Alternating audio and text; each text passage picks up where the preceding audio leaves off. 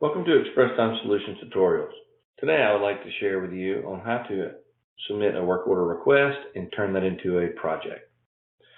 When you log into ExpressTime, you will come to the buildings list, and then you will select the building that you would like to do this project in. In the top center, you would click on Work Order Request, and you would simply insert a new record. By inserting the record, you would just put the date that the job will take place. If you was to say that's going to take place this Friday on the 10th, and then you can drop down and you add a contact in who would be the contact at that location. And then we're going to put in what we're going to be doing. And then you can put in any project notes, maybe where to go, what to do, any more specifics, what to take on the job site, directions on how to get there, or what door to use, or the easiest way to get to that location. Once you post that, you're able to come down here and you're going to put your revenue in. This here, you're going to select your revenue code and what this might be. We're going to say this is carpet extraction. And we're going to say the quantity of revenue. It's going to be a one-time deal. We're going to bill for this project, and we're going to bill $350. And I'm going to post. And then I'm going to come down to the services, and I'm going to add a service. And right now, we're going to be floor care.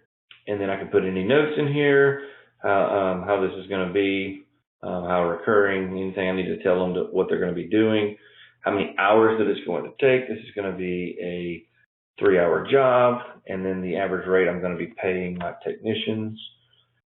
And then I would post this, and what it would do is let me know what my budgeted for my workers are going to be in that. If there's any supplies, I can come down here to the next and I can insert whatever supplies they need to be taken to this job.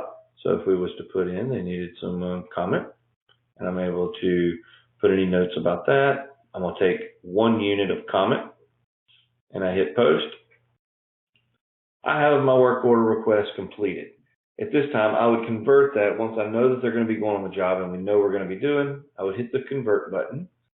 And this is actually going to take it to where I would actually schedule it and put it on the calendar for the job to be completed. In this case, this is going to be a one-time project. So we would just leave it on here, set the date, and it shows the correct date. If this was a recurring, I would hit the recurring, and then I would say what day to begin it on and what day it's going to end on. I could push this out to 2021 if I wanted and say that's going to be a 1-year contract with them. And it's once a month, and it's going to put it once a month for the next year. If I would like for it to start on a certain day, I could do that, or if I wanted it to be a certain date that I wanted it to be on, I could actually do date, and it would be on the 10th now as I click that, because I started it on the 10th. Whatever you start with on the day or date is what it will recur out each month. Once you have completed that, I'm going to set this back to today. I'll be able to hit the next, and here's where it will schedule this out, and it will put it on the calendar for me. I'd be able to assign it to who I want that floor tech person to be today. If I knew who that was going to be, I would go ahead and put their schedule if I wanted to do that, and I could set in the time they're going to be doing it from 6 to 9, and I can hit schedule. I would post it and schedule this out. At this time, it is finished and it is in my project's calendar. We're able to come up to the calendar up top where it says calendar and click on this calendar, and it will open up and let you see what events you have going on each day. Anything in blue over here on the right hand side means you have something scheduled for that day. If I was to go and click on the 10th, this is the one we just did.